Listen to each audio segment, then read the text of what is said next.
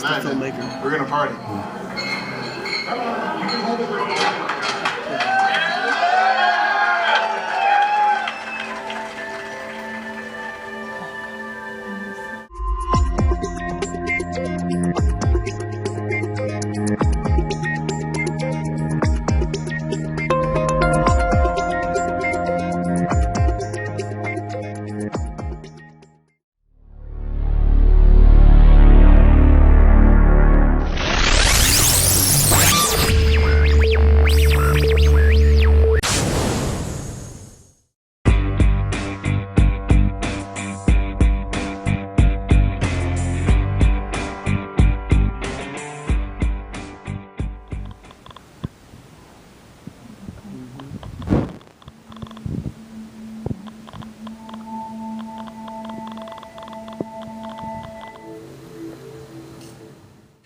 This is my title, this is my throne, and I refuse to give it to anybody. They're gonna have to fight me for it. I know that I pushed him to... All right, so tell me, Mr. Norton, how was it to see yourself on screen? Big screen.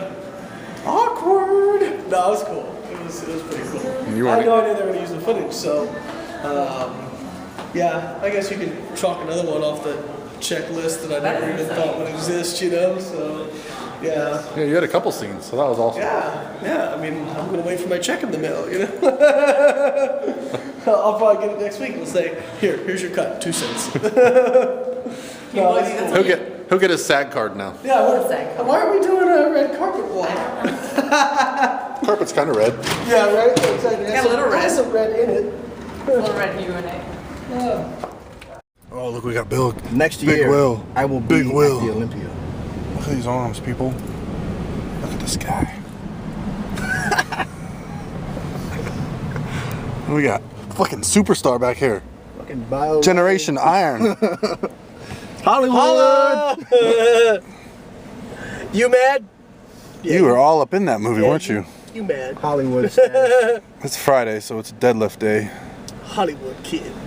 So Will's probably gonna out deadlift me too. I suck at deadlifts, but it's all right. We'll see. I think we're about even. I'm gonna do what I can do. Are you doing sumo now too? No, I can't sumo anymore because of my fucking hip. Good. I want other people to be hurt like me. Actually, I'm starting to get healthy again. But if I could sumo, I would. Put your phone down. We're gonna do a little video. Damn it! It's video time. My video game account got hacked. This is serious business. Video game account. You can play Grand Theft Auto 5 later. It's Diablo 3, asshole. It's probably the same game.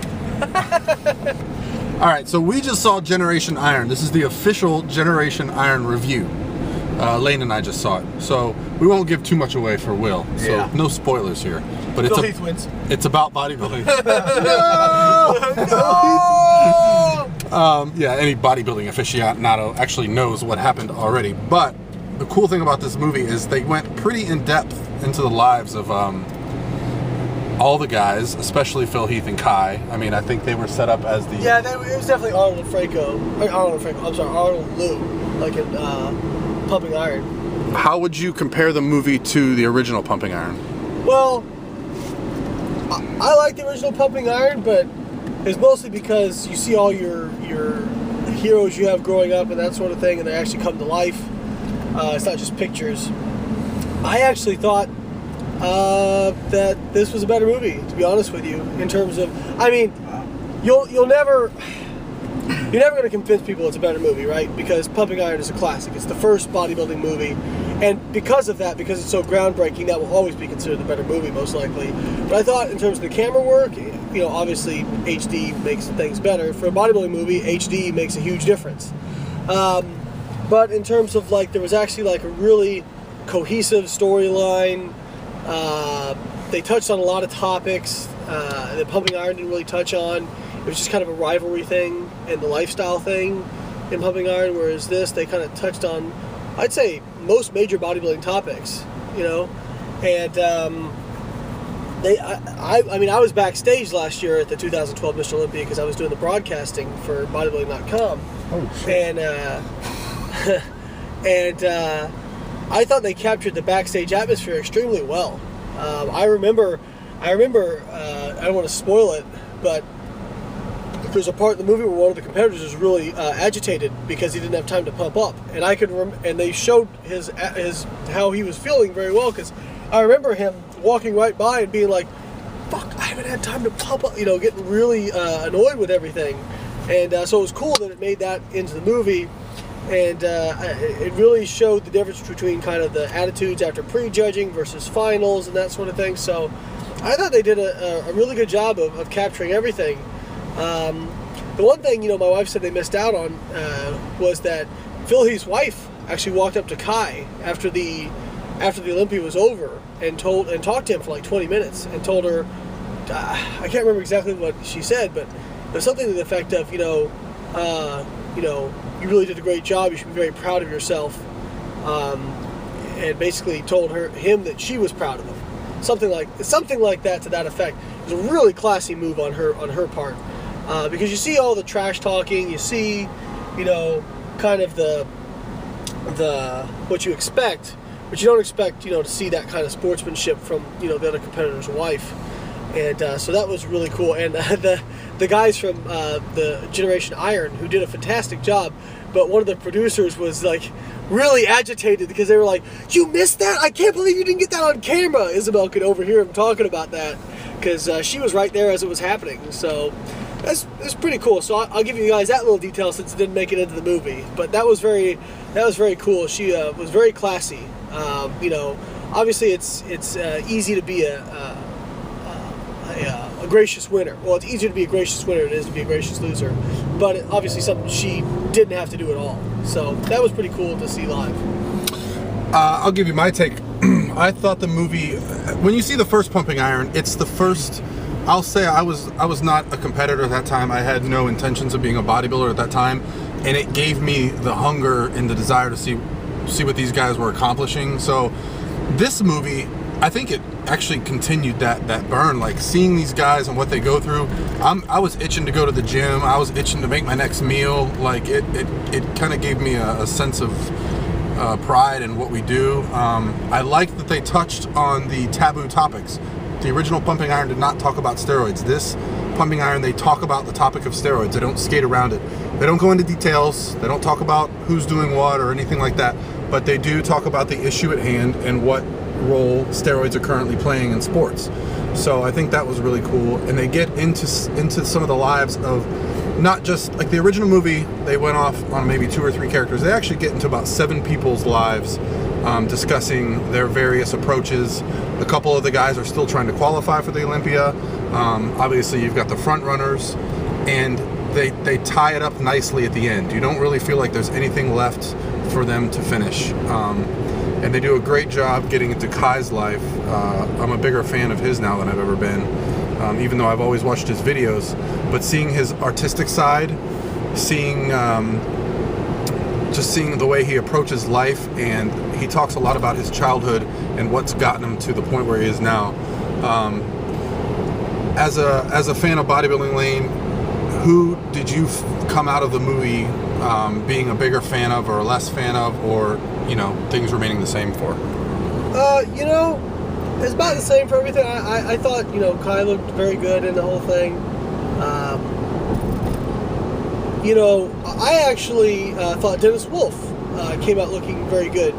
I don't really know Dennis. Never really talked to him a whole lot. I kind of had an impression of him, and I came out very likable to me. Came out, a guy trying to make it. Seemed like he would, didn't take himself too seriously or anything like that. And so that was kind of the surprise for me. I wouldn't say it altered my opinion too much of different people. I think a lot of people know that I hang out with Ben Pakulski sometimes, and we train together. This is a movie that if you love Ben, you're going to love him more after the end of it, and if you hate Ben, you're going to hate him more after the end of it. Ben is a very polarizing guy, because I will say this about Ben. If you ask him what he thinks about something, he is not going to bullshit you. He's going to tell you exactly what he thinks. And so that, some people probably don't like that very much. But, it was very cool because I know some of these guys, so it was cool to see everybody on screen. I thought portrayed everybody pretty accurately. I thought they were pretty fair. So that's rare, I think, sometimes in movies, because a lot of times, I'll see, they can kind of distort things to make it what they want. In Pumping Iron, they tried to force some storylines. Arnold even said, I didn't go back to my father's funeral, which was a story they just completely made up. That actually didn't happen. So I didn't see anything that was forced. They took the stuff that was dramatic. They not embellished, but they enhanced the dramaticness of it. But they didn't. I don't feel like they forced it, and it didn't feel hokey. You know what I mean? Like, it felt genuine. So that's what I liked. You just brought up a couple things that reminded me of a few storylines in the movie. Ben, definitely the biggest antagonist, if not him and Phil Heath. They definitely played up their viewpoints. They're very opinionated people, and that's good. I mean, you need that for a good movie. It would be boring if everybody was very vanilla in this movie, and they're not. Ben was great for the movie. Branch is great for the movie. Branch is just Branch. There's a scene with Branch Warren, I'm not going to give it away, where he's at his house, and they catch something on film that they're not supposed to catch on film. Yeah. And Layne and I both kind of grasped, holy shit, that just happened? Yeah. So there's some really cool stuff in this movie. The whole they play up the scientific aspect of Ben Pekulski's training at the University of Tampa. He's hooked up to machines just like Drago, and then they cut to Branch doing his thing just like Rocky. Yeah, no, it was very much that angle. Neat. And but that's not a the thing with Ben in the Tampa lab. That's not them just playing that up. Him going there once. He was in there 3-4 times a week. If you ask him, he wasn't his best at the Olympia, but he came back at the Arnold and looked fantastic.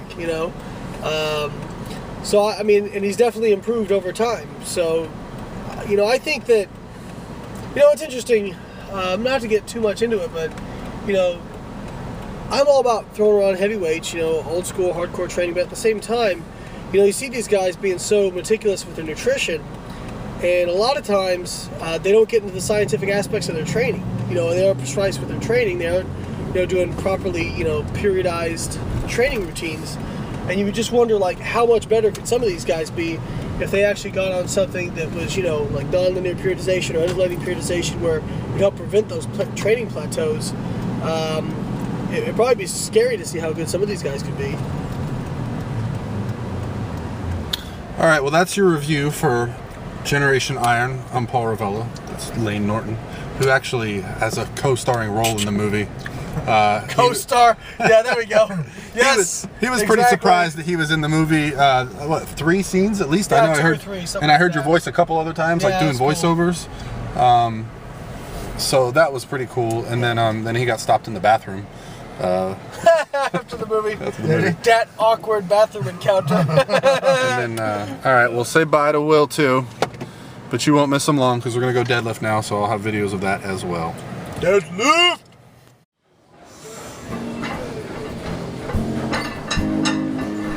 Very good.